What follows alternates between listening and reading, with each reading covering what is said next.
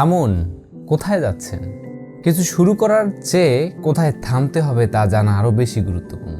আমাদের জীবনে অনেক সিদ্ধান্তই এমন হয় যেখানে থামা আর চলা এই দুয়ের মধ্যে পার্থক্য নির্ধারণ করেই সবকিছু। অনেকেই মনে করেন সবকিছু বলে ফেলা বা সব জায়গায় নিজের উপস্থিতি দেখানো বুদ্ধিমত্তার পরিচয়, কিন্তু সত্যিকার বুদ্ধিমত্তা হলো কোথায় চুপ থাকতে হবে আর কোথায় নিজের কথা বলাটা প্রয়োজন।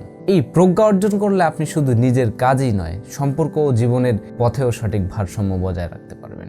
দেখুন, কোনো কাজ শুরু করার সময় আমাদের উত্তেজনা থাকে, সাফল্যের প্রত্যাশা থাকে, কিন্তু কোথায় গিয়ে থামতে হবে তা না জানলে সেই কাজ এক সময় আমাদের ক্ষতির কারণ হয়ে দাঁড়ায়।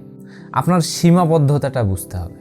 দুঃখের বিষয় হলো অনেকেই ব্যর্থতার আঘাতে শক্ত হয়ে যান, কিন্তু এটি প্রজ্ঞার অংশ যে আপনি নিজেকে সেই পাথরে পরিণত হওয়ার আগেই সামলে নেবেন।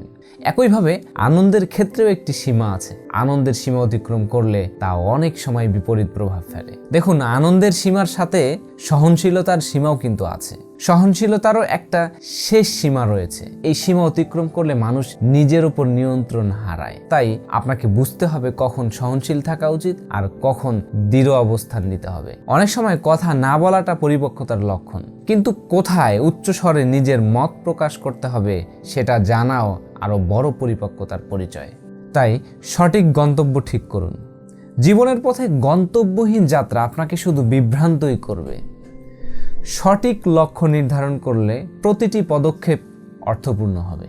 তাই যাত্রার শুরুতে নয়, শেষ কোথায় তা নিশ্চিত করা সবচেয়ে গুরুত্বপূর্ণ।